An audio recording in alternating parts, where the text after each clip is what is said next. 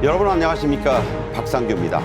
윤석열 대통령이 모든 추석 성수품의 가격을 5% 할인하고 예비비 800억 원을 투입해 수산물 소비를 적극 지원하라고 지시했습니다. 6일 황금 연휴를 앞두고 발표된 정부의 내수 진작 정책들을 자세히 짚어드리겠습니다. 이재명 민주당 대표가 3가지 요구 조건을 내걸고 무기한 단식 농성에 들어갔습니다. 한동훈 법무장관은 형사 사건은 단식을 해도 수사가 계속된다고 밝혔습니다. 걸그룹 50/50가 일으킨 연예계의 이른바 템퍼링 논란이 정치권으로도 비화됐습니다. 박보균 문체부 장관은 공정한 조사를 약속했고 유인촌 대통령 특보도 관련된 인사들을 접촉하고 있습니다. 먼저 시사평론가 고성국 박사와 함께하겠습니다. 어서 오십시오. 안녕하십니까. 네, 요즘 물가 오름세가 정말 심상치 않습니다. 이런 와중에 윤석열 대통령이 8월 말일에 열린 민생경제대책회의에서 획기적인 깜짝 할인 뉴스를 공개했습니다. 직접 들어보겠습니다. 추석 성수품에 대한 가격을 작년 가격을 유지할 것이 아니라 한 5% 이상 낮춰서 국민들께서 넉넉한 명절을 보내실 수 있도록 최선을 다하겠습니다. 성수품 공급을 역대 최대 규모로 확대하고 농수축산물 수급과 가격 안정을 위해 670억 원 규모의 농수축산물 할인 지원을 하겠습니다. 네, 자 5%를 할인해서 그대로 유지를 해라. 상당히 이 놀랄만한 뉴스가 어제 나왔습니다.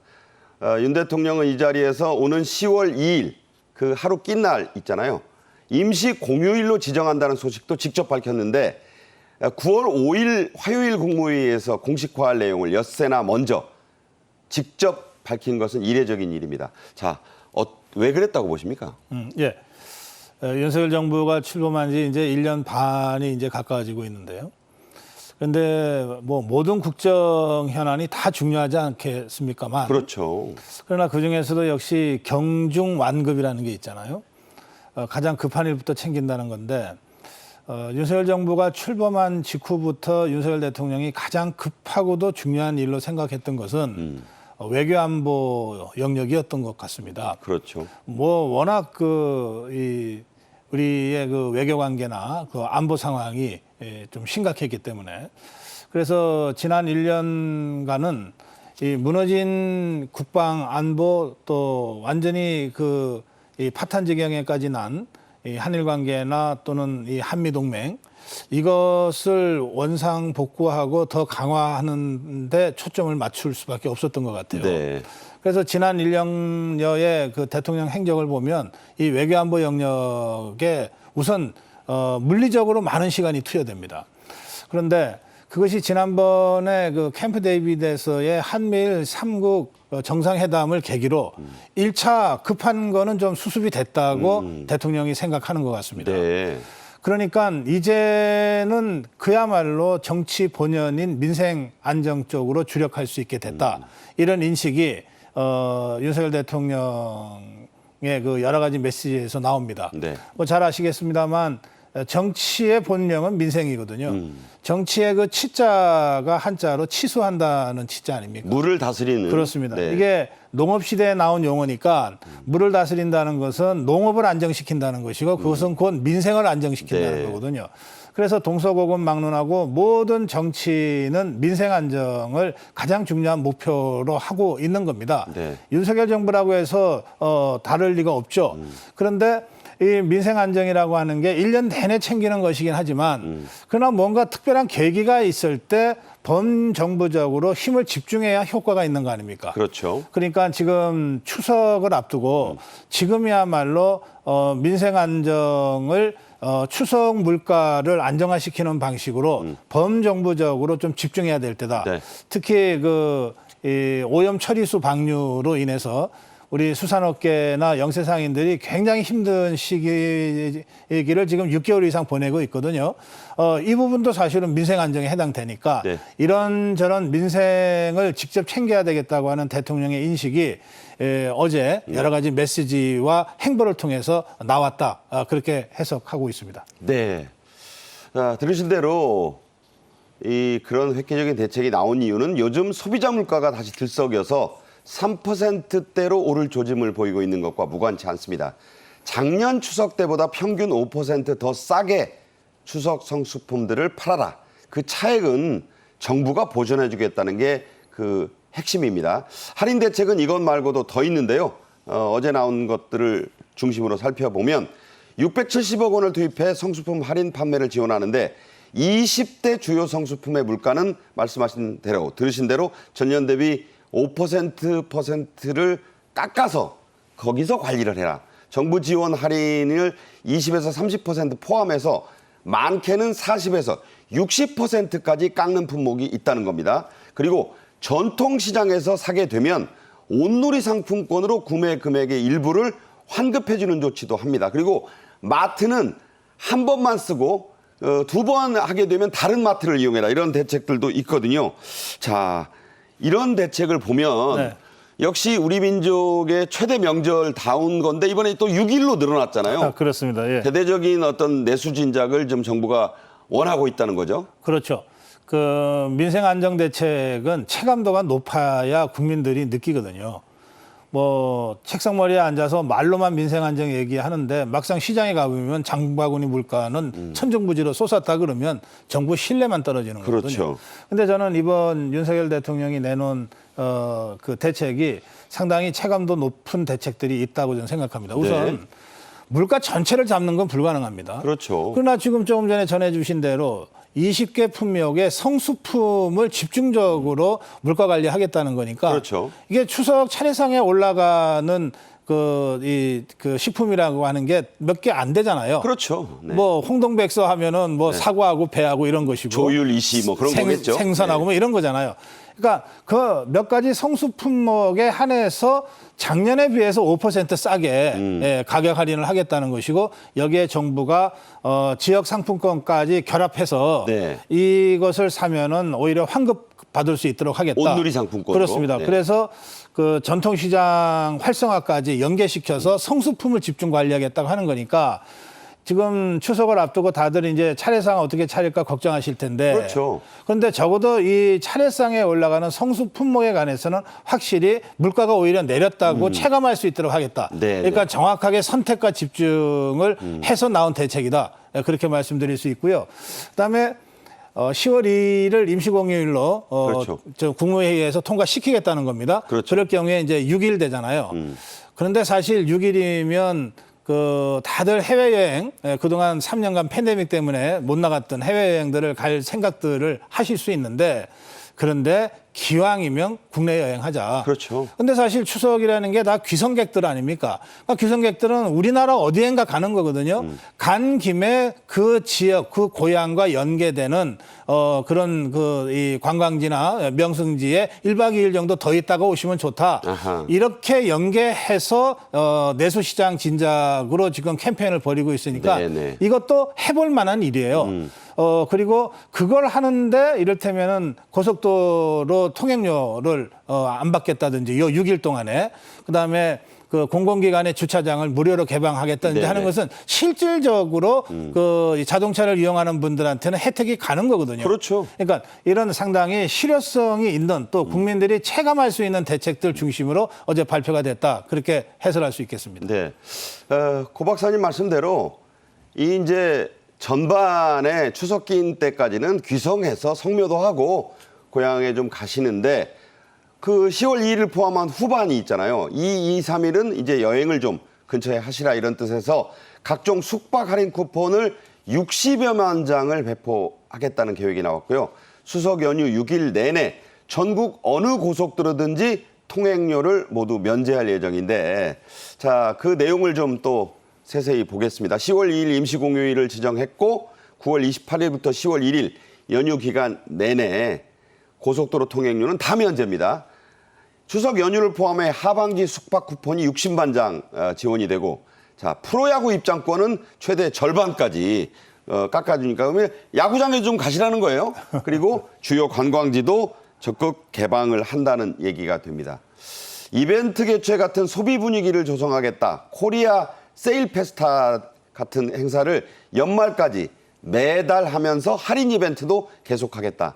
청탁금지법, 김영란법 제한 완화 얘기는 나왔지만 다시 한번 말씀드리면 추석 기간 농축수산물과 가공품의 선물가액을 지금까지는 20만 원까지만 할 수 있었는데 거기에 한해서는 30만 원으로 상향. 그러니까 이게 기준을 좀 완화한 겁니다. 그리고 5만 원 이하 선물 그 범위 내에서 온라인 모바일 상품권도 이 혜택에 추가를 한다. 자, 한마디로 추석 연휴에 국내 여행 가고 국내에 좀 숙박시설도 이용하시고 식당도 좀 많이 가시라 그런 뜻이죠? 그렇습니다. 농수축산 품목에 한해서 30만 원까지 상향입니다. 그렇죠. 네, 공산품은 해당이 안 됩니다. 안 되죠. 그런데 이제 추석 선물로 또는 설 선물로 농수축산품을 생각하면 이제 한우 세트가 생각나잖아요. 그렇죠. 그리고 이제 굴비 세트 같은 거요. 굴비 뭐, 네. 그런데 한우 경우에 사실 20만 원으로 묶여 있으면 이게 좀 멋있게 이 선물 포장하기가 쉽지 않거든요. 그렇죠. 제가 한우로 유명한 횡성 취재한 적이 있는데요. 아마 9월 중순에 한우 축제가 있을 겁니다. 그렇다고 하네요. 예, 제가 이제 초청받아서 가는데요. 근데 그 경우에도 30만 원까지로 상향을 하면 정말 그럴듯한 괜찮은 뭐 좀 나름 좀 선물로서 그렇죠. 폼이 나는. 누가 봐도 야 이런 뭐 멋진 선물이 할 정도로 포장이 가능하다는 거예요. 네. 그러니까 20만 원에서 30만 원으로 이 상향이 그런 의미가 있습니다. 이 축산 농가들에게는. 뭔가 좀 더 업그레이드가 된다는 예, 거죠. 그렇습니다.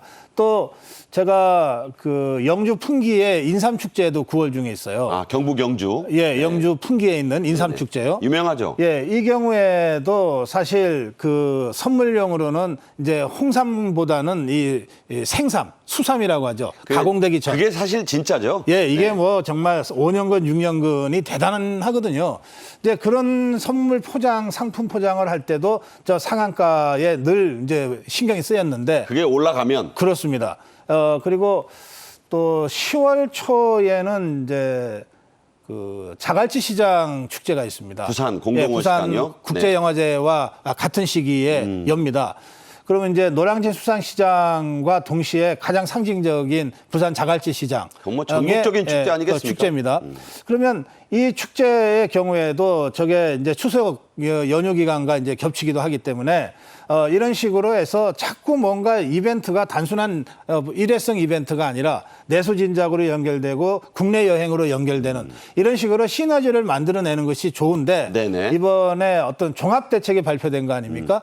그런 것들이 이런 시너지를 만들어내는데 좋은 효과가 있을 거라고 좀 기대합니다. 예. 자, 요즘 중국인 관광객, 즉 유커들이 우리나라로 몰려오고 있습니다. 화장품 때문에 명동에는 수십 미터 줄이 곳곳에 서고 있고 지금도 그렇다고 합니다. 정치적으로는 중국과 더 불편해진 면이 있지만 경제적으로는 우리가 이 기회에 실익을 좀 챙겨야 한다는 목소리가 높은데요. 정부 대책들도 이런 방향에 초점이 좀 맞춰져 있다고 봐야겠죠? 예, 그렇습니다. 사실 이 문제는 좀 여러 가지 민감한 외교적인 사안과 결합돼 있었는데 네. 팬데믹 때문이기도 하지만 지난 정부 때 중국과의 관계는 많은 국민들이 좀 굴욕적이다 할 정도로 좀 저자세 대중국 외교가 있었는데 그렇죠. 그런데 실제로 중국이 거기에 상응하는 뭘 보여준 적이 없어요. 네. 반면에 지금 야당에서 여러 가지로 이제 걱정과 우려를 하고 있는 대중국 외교에 있어서 너무 좀 고압적인 자세 아니냐. 윤석열 정부가.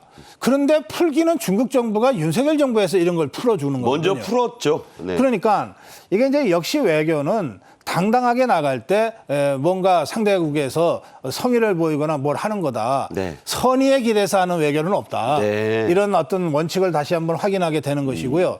윤석열 정부에서 뭘 요구한 것도 아닌데 중국이 먼저 풀었잖아요. 그렇죠. 그렇다면 앞으로도 그 중국인 단체 관광객들이 우리나라에 많이 들어올 것으로 예상할 수 있지 않습니까? 지금도 들어와 있어요. 예, 네. 이제 거기에 대비해서 우리의 그 관광 인프라를 어떻게 좀 더 정비할 거냐. 그다음에 중국인들이 출입국 하는데 어쨌든 관광 온다는 건 돈 쓰러 온다는 거니까 그렇죠.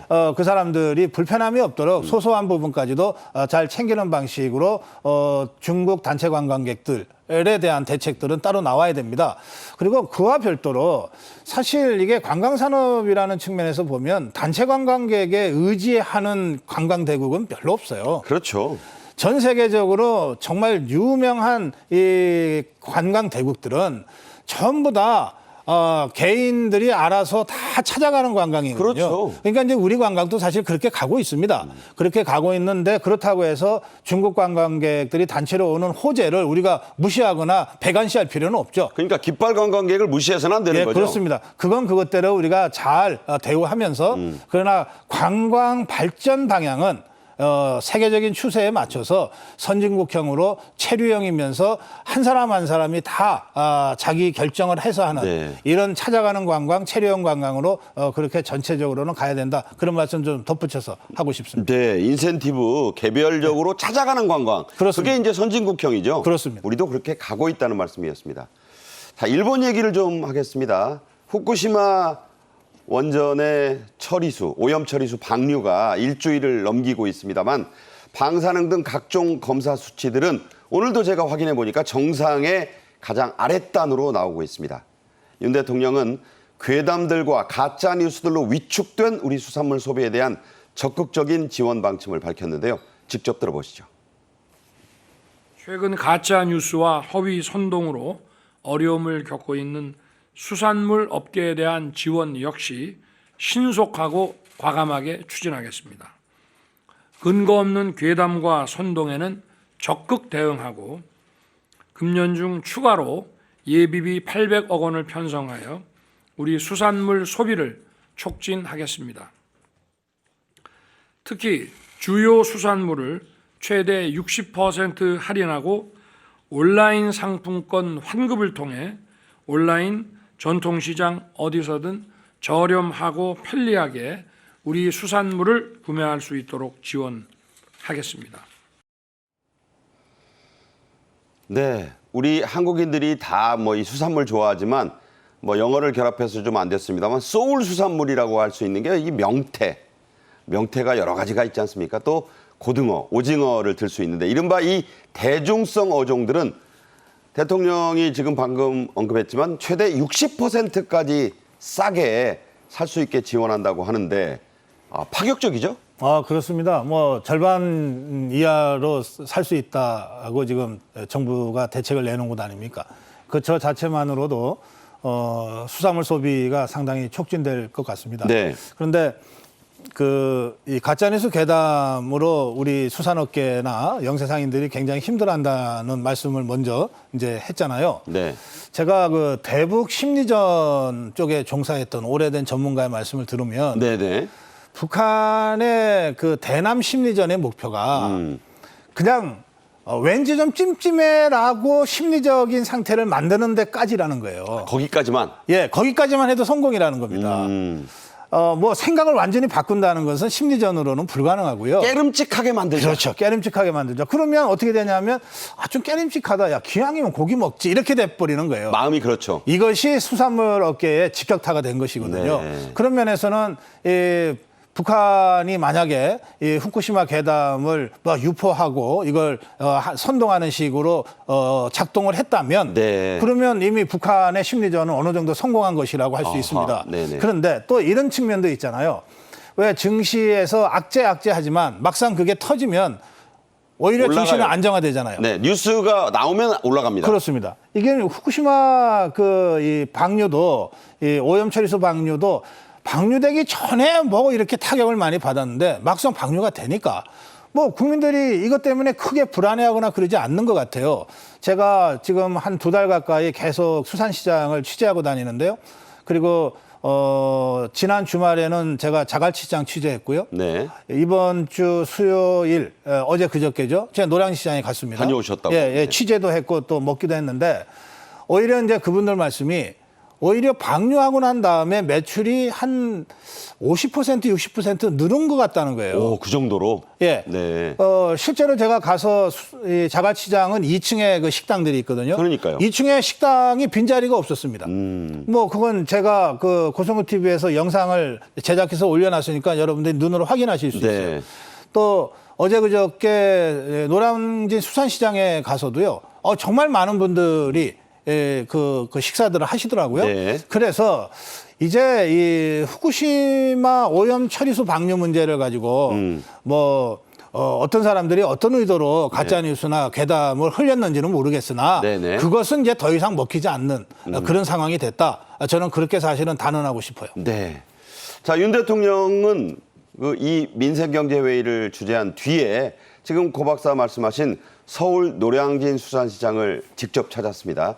현직 대통령의 노량진 수산시장 방문, 1927년 경성수산이라는 이름으로 문을 연 뒤 무려 96년 만에 처음이라고 하는데요. 그 모습 직접 보겠습니다. 네, 지금 윤 대통령이 어제입니다. 8월 31일 노량진 수산시장을 간 장면, 상인들과 지금 악수를 하는데 박수가 나와요.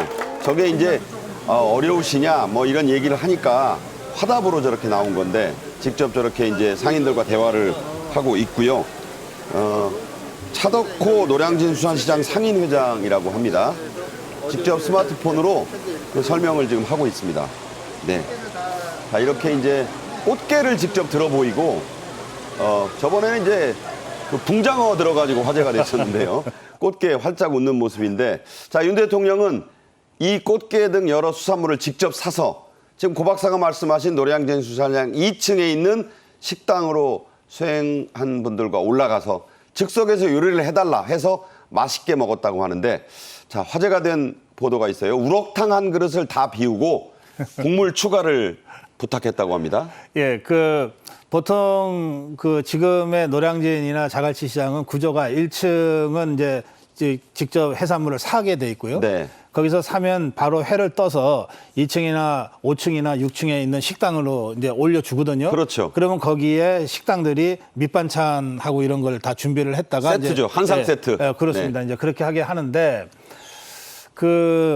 노량진 수산시장 아까 96년 됐다 그랬잖아요. 그러니까요. 그런데 오랫동안 이 리모델링을 완전히 해가지고 그렇죠. 지금 굉장히 현대화됐습니다. 그렇다면서요. 그러니까 옛날에 노량진 시장 갈 때는 우선 주차 문제부터 조금 신경이 쓰였거든요. 스트레스를 받았죠. 근데 지금은 주차가 그렇게 잘 돼 있을 수가 없어요. 그러니까 3층, 4층, 5층에 주차장에 딱 주차를 하고 바로 주차장 앞에 있는 엘리베이터 타고 1층으로 내려가면 바로 이게 사고 올라갈 수가 있어요. 매장 식당이 그냥 연결이 돼 있다는 거의 거죠? 완스텝으로 이렇게 돼 있습니다. 네네. 그건 자갈치 시장도 마찬가지입니다. 네네.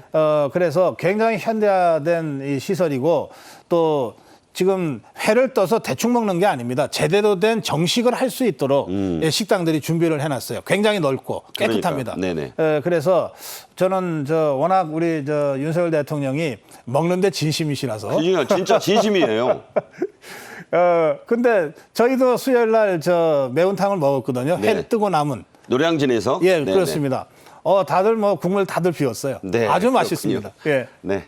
윤 대통령은 지난 8월 29일 국무회의에서 우리나라를 골프 선수에 빗댔습니다. 중요한 건 힘이 아니라 방향이라고 했는데 직접 그 내용을 살펴보면요. 우리나라는 골프로 치면 250m, 300m씩 장타를 칠 수 있는 실력이 있는데 방향이 잘못되면 결국 아웃 오브 바운드. 이거 흔히 오비라고 합니다. 그러면 이제 이벌타를 먹는 거거든요. 벙커에서 공을 잘 치려면 벙커라는 데가 이제 모래 있는 곳인데 여기에 이제 공이 들어가면 아주 힘들어요. 그런데 모래 속에 발을 파묻고 중심을 잘 잡아야 한다. 국민을 위해 설정한 방향을 바라봐야 한다. 자, 저 골퍼로서 굉장히 전문적인 사람이 할 수 있는 얘기를 했어요. 네, 아주 재밌는 비유를 했는데요. 왜 타이거 우즈도 타격 코치가 있잖아요. 있죠.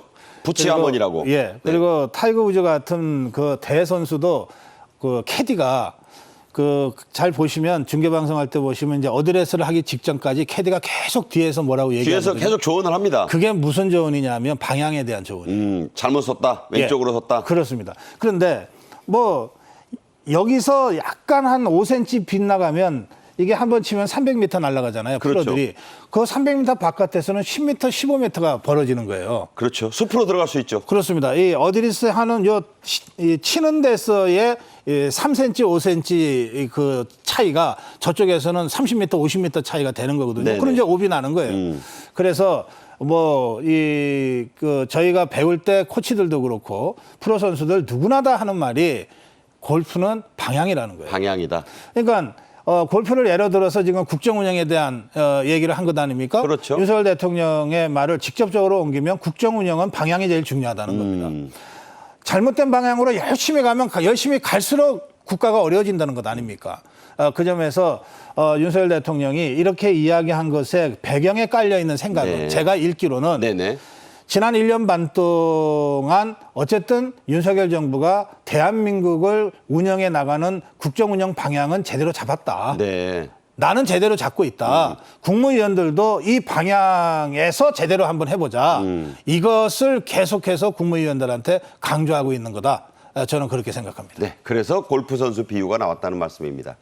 주제를 좀 바꾸겠습니다. 한편 이재명 더불어민주당 대표가 검찰이 통보한 소환이를 닷새 앞두고 돌연 무기한 단식 농성에 들어갔습니다. 정기국회 직전에 제1야당 나아가 원내 제1당의 대표가 단식 농성에 들어간 건 처음이에요. 이걸 어떻게 봐야 됩니까? 단식이라고 하는 것은 그거가 이제 건강 단식 아니고 정치 투쟁의 한 수단으로 단식을 선택할 때는 네. 어느 때 선택하냐 하면요. 이것도 해보고 저것도 해보고 저것도 해봤는데 다 안 될 때. 네. 정말 마지막 수단으로 하는 겁니다. 그러니까 우리 정치사에서 이 정치에 큰 충격을 줬던 주요한 단식 사건들이 있잖아요. 네. 그 단식 사건들 YS의 23일 단식 같은 거요. 좀 이따 얘기하겠습니다. 네, 이런 거 보면 정말 할 수 있는 거 다 해봤는데 도저히 더 이상은 어떻게 할 방법이 없어서 마지막 수단으로 하는 거예요. 네. 그러면 지금 이재명 대표는 더불어민주당의 대표입니다.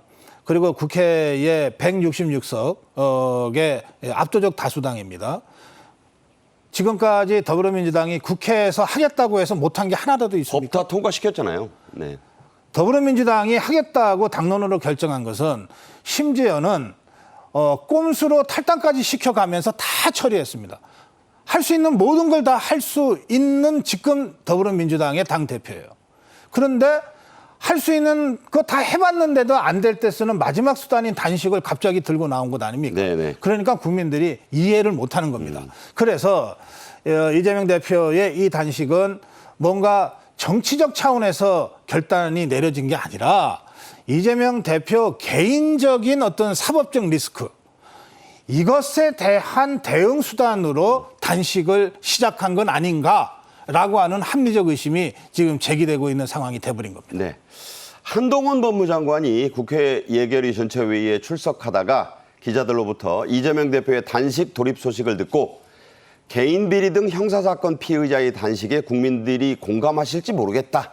형사사건은 단식을 해도 수사는 그대로 진행되는 것 아니냐. 이렇게 얘기했어요. 어떻게 네. 보십니까?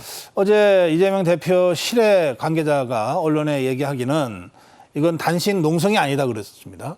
단식으로 투쟁하는 것이다 그러면서 단식은 하지만 당무도 볼 거고 그다음에 정무적인 활동도 할 거다 그랬습니다. 그러면 이 얘기는 뭐냐면 당대표로서의 당무도 챙기고 국회의원으로서 본회의에 나가거나 상임위 나가는 활동도 하겠다는 거예요. 그러면 대한민국 시민으로서 검찰이 소환하면은 응하는 것도 당연히 해야 되는 거라고 저는 생각하고 네. 그러니까 단식 때문에 못하겠다. 만약에 정말로 단식 때문에 아무것도 할 수 없다면 검찰도 저는 고려해야 된다고 생각해요. 네. 그러나 지금 단식은 농성이 아니고 투쟁의 한 방법이라고 더불어민주당에서 설명하고 있으니까 그러면서 당무도 보고 의정활동도 한다고 하니까. 뭐 9월 4일 날 검찰에도 나간다고는 그렇습니다. 하고 있어요. 그러니까 검찰이 부르는데 안 나가는 거는 이상하잖아요. 그런 면에서 한동훈 장관이 단식한다고 수사 중단할 수 없다는 얘기나 또는 시민으로서 할 도리를 다 하면서 단식하겠다는 이재명 대표의 말이나 서로가 맞는 얘기니까 저는 검찰이 9월 4일 날 검찰에 나와달라고 지금 통보한 상태 아닙니까? 이재명 대표가 9월 4일 날 검찰에 나가는 모습을 보고 싶습니다. 네. 시간 관계상 여기서 줄이겠지만 과거에 김영삼 전 대통령의 단식은 1983년에 23일, 김대중 전 대통령의 단식은 13일, 다른 야당 대표들은 8일에서 9일씩 했습니다. 이재명 대표 얼마나 할 수 있을지 지켜보는 것도 포인트가 되지 않을까 싶습니다. 고성국 시사평론가와 함께했습니다. 잘 들었습니다. 고맙습니다. 다음 주제로 넘어가겠습니다. 이른바 50 사태로 불리는 연예계 템퍼링 논란이 정치권으로도 번졌습니다. 템퍼링이 대체 뭔지, 문체부 장관과 대통령 특보까지 나선 이 사태의 앞으로의 전개 방향은 어떻게 될지 짚어드리겠습니다. 먼저 주제 영상 보시겠습니다.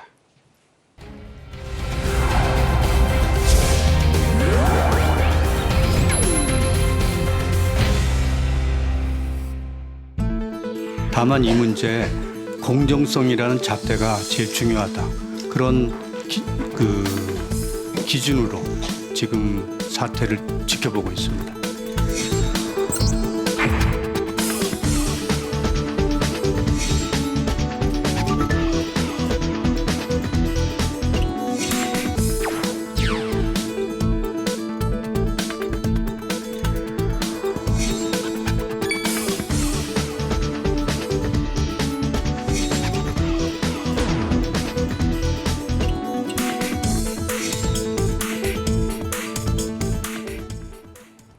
하재근 문화평론가와 이 얘기 함께 나누겠습니다. 어서 오십시오. 안녕하세요. 자, 영어입니다. 일명 50. 그래서 두 번 나오니까 50라고 하는데 50 사태라고까지 불리는 이 사건 모르는 시청자들이 꽤 많을 것 같아요. 그래서 간략히 어떤 사건인지 좀 설명해 주시죠. 예, 피프티가 어트랙트라고 하는 회사의 걸그룹이거든요. 네. 근데 데뷔한 지 6개월 정도 만에 빌보드 차트에 진입하면서 국제 스타가 된 거예요. 엄청난 사건이죠? 엄청난 사건이고 뭐 중소돌의 기적이다, 제2의 방탄소년단이다 이런 얘기가 나왔었는데 그런데 올 봄에 그렇게 성공을 했거든요. 그래서 여름부터 이제 화려하게 나래를 펼 시점이 됐는데 네네. 미국 가서 활동하고 그래야 되는데 갑자기 여름이 되자마자 6월 달에 이 소속사랑 더 이상 일을 같이 못하겠다라고 하면서 전속계약 효력 정지 가처분 신청을 낸 거예요. 법원에 냈어요. 네, 법원에 냈거든요. 그러면서 뭐 정산이 불투명하다, 건강관리 지원이 미흡하다, 또 지원 능력이 부족하다 이렇게 이제 문제 제기를 한 거예요. 그랬더니 소속사에서는 이거는 지금 멤버들이 잘못 알고 있는 거고 이거는 템퍼링이다라고 하면서 이 멤버들을 프로듀싱한 외주 프로듀스 회사가 있었는데 그 회사를 템퍼링했다고 지금 고소를 한 상황입니다. 네. 데뷔 반년 만에 미국 빌보드 차트, 영국의 오피셜 차트에 들어가고 뭐 그야말로 뭐 중소돌이라는 게 예. 그야말로 기업이 될 만큼 그렇게 대박을 쳤다 이런 얘기가 되는데 이게 이제 이렇게까지 되는 데에서는 그 팬들도 좀 안타까워하는 게 많죠? 팬들은 지금 뭐 안타까워하면서 너무나 놀랐고 아까 말씀드린 것처럼 피프티가 이제 국제적인 스타가 되면서 올 여름에 지금 미국에서 굉장한 각광을 받으면서 그 활동을 해야 될 시점이거든요. 그 활동을 못하고 있으니까 너무나 지금 놀라운 거고 그런데 이런 어떠한 과거의 아이돌과 소속사의 분쟁이 생겼을 때 많은 사람들이 아이돌 편을 들었었거든요. 근데 이번에는 사람들이 막 분노하면서 이 아이돌이 계약을 깼다, 배신했다. 네. 심지어 배신돌이다. 배신돌. 이런 말까지 하면서 지금 피프티 멤버들을 향해서 공분이 일어나고 있는 상황이 됐습니다. 네. 자, 이게 말씀드린 대로 연예계 템퍼링. 이 템퍼링이 영어로 TEMPERING입니다. 이 템퍼링이라는 용어 생소하신 분들이 많은데 원래는 금속, 유리 가공, 초콜릿 가공 등에서 쓰이던 말이라죠? 예, 이 템퍼링이 원래 거의 안 쓰이던 말이었었는데 최근 한 6개월 정도 사이에 일반적인 단어로 지금 급속히 퍼지고 있는 거예요. 이 단어가 원래 금속, 유리, 초콜릿처럼 뭔가를 녹여서 최종적으로 제품을 굳혀서 만드는 네. 이런 과정에서 중간에 녹이는 과정 있잖아요. 네네. 거기에 여러 가지 처치를 하는 과정을 템퍼링이라고 하는데 그게 이제 예. 그 의미가 전용이 돼서 계약 기간 중간에 끼어드는 걸 템퍼링이라고 하게 된 거예요. 다른 사람이 계약을 안 한 사람이 끼어드는 거를 예, 그게 이제 축구계로 넘어가서 축구 선수가 몇 년 계약을 하잖아요. 근데 그 중간에 다른 구단이 끼어들어가서 선수 빼오려고 접촉을 협상을 하는 경우 그런 걸 템퍼링이라고 하게 되는데 그게 e스포츠 연예계로 점점 이제 의미가 넓혀지게 된 거고 뭐 간단하게 얘기하면 제가 예를 들어서 1억 원을 주고 어느 집을 2년 동안 전세를 냈는데 네네. 2년 안 끝났는데 6개월 정도밖에 안 지났는데 그러니까. 갑자기 다른 사람이 1억 5천만 원 드릴 테니까 건물주한테 가서 저 집 나한테 전세 주세요. 간단히 얘기하면 계약 위반이네요. 계약 위반이죠. 네. 중간에 계약을 깨는 그런 행위를 템퍼링이라고 하게 됐습니다. 네.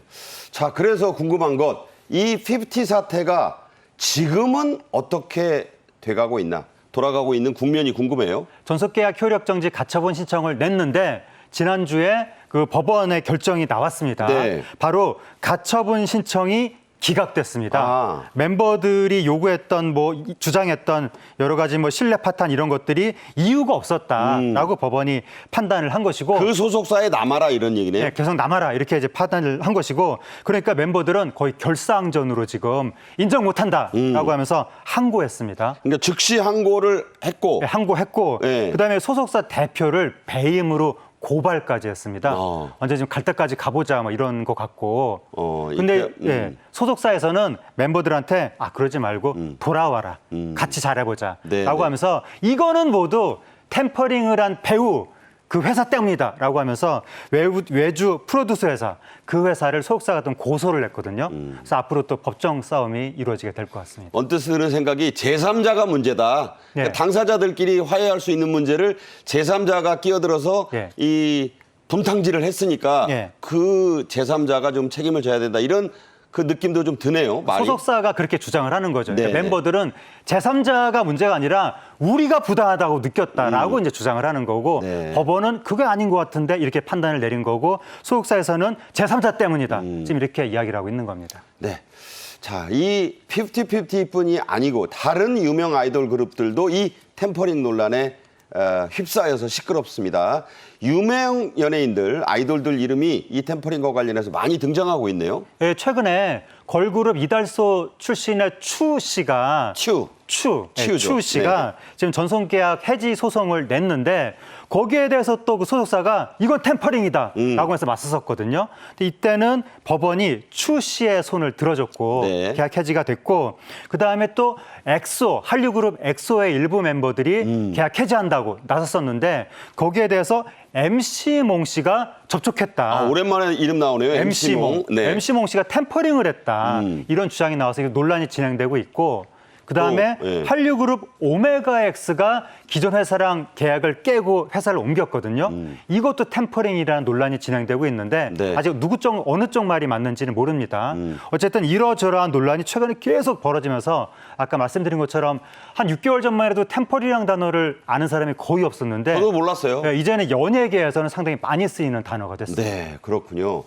자, 그렇게 이 연예계가 이 템퍼링 때문에 시끄럽고 또 여러 가지 논란이 일어나니까 이 사태를 제발 좀 빨리 좀 해결해 달라는 글들이 대통령실의 국민동의 청원란에도 속속 올라오고 있습니다. 지금 보시면 국민청원까지 오른 이 50-50 사태, K-팝 아이돌에 대한 템퍼링 방지법 제안에 관한 청원이 나왔고 그 내용은 템퍼링 의혹, 문제 등의 이 재발하지 않도록 하는 제도적, 법적 장치 마련을 하고 피해 구제를 좀 해달라. 이걸 촉구한다. 이런 내용이에요. 네, 그렇습니다. 이번에 이제 50-50 사태를 보고 네티즌들 사이에서 거의 국민 공분 수준으로 굉장히 큰 분노가 일어나고 있는데 그게 뭐냐면 회사가 수십억을 들여서 아이돌을 스타로 키워놨는데 네. 스타가 되자마자 그 아이돌이 계약 깨고 나가버리면 허탈하겠죠? 그 수십억 들인 그 회사는 허탈한 것도 허탈한 거지만 망할 수 있잖아요. 그렇네요. 이거는 공정하지 않다라는 거죠. 그래서 지금 네티즌들이 중소기획사를 보호해야 된다라는 말을 하고 있고 그러니까 방금 보신 것처럼 K-팝 아이돌에 대한 템퍼링 방지법을 만들어야 된다. 이런 청원까지 나오게 된 겁니다. 그러니까 애써 키워놓은 회사를 중간에 끼어들어서 가로채는 건 안 된다는 법을 만들자는 거잖아요. 그렇죠. 그러니까 이제 예를 들어서 기존 산업계 같으면 중소기업이 정말 힘들게 천신만고 끝에 어느 신제품, 신기술을 개발했는데 그 생각 나네요, 진짜. 대기업이 딱 하고 채가버리면 안 되는 거잖아요. 거기에 대한 보호 장치가 있는데 대중연예계는 그런 거에 대해서는 아직까지는 장치가 별로 없다는 거죠. 그래서 법을 만들어야 된다 이런 청원이 나온 겁니다. 네, 그래서요. 국민의힘 여당 소속의 하태경 의원은 이른바 50-50 법의 발의까지 예고를 했습니다. 자, 이 법은 어떤 내용으로 되어 있나요? 네, 지금 하태경 의원이 뭐라고 얘기를 한 거냐면 이번 50-50 사태는 나한테 자식이 있는데 갑자기 외부 세력이 나타나서 얘가 자기 자식이라고 지금 호적을 바꿔가겠다고 친권 소송을 낸 격이다 지금. 솔로몬 왕 뭐 그 사태 비슷하네요. 그런 거죠. 네. 내 아이를 지금 뺏길 판이다. 이거라서 중소기획사가 이런 일을 당하는 것에 대해서 보호를 해야 되고 그러기 위해서 대중문화예술발전법을 개정해야 된다라고 하면서 이 방안에 대해서 지금 문체부하고 논의 중에 있다. 이렇게 지금 공개한 겁니다. 네. 자, 이 국회에서 법안까지 만들어지려고 하는 이런 차원이 되니까 주무부처라 할 수 있는 문화체육관광부의 박보균 장관은 지난 8월 25일 국회에서 이 50 사태에 대한 질문을 받고 이렇게 답변했습니다. 직접 들어보시죠. 장관님 혹시 아이돌 그룹의 50-50라는 그룹을 좀 아십니까? 네, 지금 최근 이슈가 되고 있는 걸 잘 알고 있습니다. 네네. 네, 그 미묘한 대목도 있고 네. 복잡한 사안이 또 있는 걸 잘 알고 있습니다. 그러나 그걸 제가 구체적으로 언급하는 것은 부적절하고 네네. 다만 이 문제 공정성이라는 잣대가 제일 중요하다. 그런 기준으로 지금 사태를 지켜보고 있습니다. 네, 세계적 수준으로 발돋움한 이 K-팝 콘텐츠가 일대 위기에 빠질 수도 있다는 전문가들의 지적이 지금 나오고 있습니다. 그래서 이용 의원은 K-팝에 대한 또 이 템퍼링에 대한 실태 조사가 필요하다고 했는데요. 박보균 장관이 방금 들으신 대로 강조한 공정성의 잣대. 이게 왜 중요하다고 보십니까? 공정은 당연히 중요한 거예요. 모든 분야에서 공정이 중요한 건데 근데 이제 대중연예 분야에서 공정성이 주로 그동안은 아이돌을 어떻게 보호할 것인가 거기에 초점이 맞춰져 있었던 거예요. 기획사 보호에 대해서는 생각을 별로 안 했던 거예요. 근데 지금 K-팝이 굉장히 발전하면서 세계적으로 인기를 끌게 됐잖아요. 그렇죠. 그러니까 대자본이 K-팝 시장 돈 되는데 이러면서 관심을 갖기 시작한 거죠. 그렇죠. 그래서 돈 될 만한 아이돌들을 대자본이 돈으로 빼내가기 시작하면 이건 K-팝 업계 질서가 무너진다. 생태계가 교란되겠죠. 맞죠. 그래서 좀 중소기획사들이 내가 수십억 들여서 스타를 만들어 봐야 금방 다른 회사가 빼내간다고 생각하면 누가 스타를 만들겠느냐라고 하는 거고 방탄소년단이 중소돌 출신이거든요. 그러니까 중소돌이 뭐냐면 중소기업이 작은 회사가 키워낸 스타라는 뜻인데 대기업이 아니라 대형 기획사, 4대 기획사 이런 데가 아니라 그래서 방탄소년단이 이렇게 세계적인 스타가 됐고 방탄소년단을 키워낸 하이브가 완전 중소기업에서 지금 굴지의 대기업이 선두 기업이 됐잖아요. 네, 지금 완전히 개천에서 용이 난 건데 만약에 템퍼링이 만연하게 되면 제2의 방탄소년단은 불가능하다는 또 거죠. 제2의 하이브도 제2의 하이브는 완전히 안 된다는 거죠.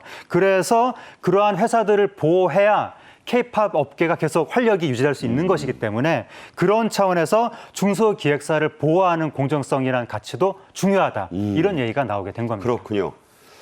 문화체육부 장관을 지낸 유인촌 대통령 특보가 관계자들을 직접 만나서 이 사태를 심각하게 지금 논의했다고 합니다. 한마디로 대통령실 차원에서도 이 문제를 주의 깊게 관심을 갖고 지켜보고 있다는 얘기죠. 예, 유인천 문화체육 특보가 연예계 세계 단체, 제작자협회, 매니지먼트협회, 또 매니지먼트 연합도 있거든요. 세계 단체 분들을 만나서 이번에 50-50 사태하고 템퍼링 문제에 대해서 논의를 했다는 거예요. 네. 그러니까 이거는 50-50라는 그 하나의 팀의 사건 이것도 중요하지만 그걸 계기로 업계 전체의 질서를 돌아봐야 된다. 그래서 이 50-50 소송에서 누가 이기느냐 그것과 별개로 그것과 상관없이 이번 참에 K-팝 업계 질서 자체를 새로 잡아서 중소기획사들이 보호받을 수 있는 그래서 그런 여러 제작자들이 안심하고 스타를 키울 수 있는 그런 환경을 만들어줘야 된다.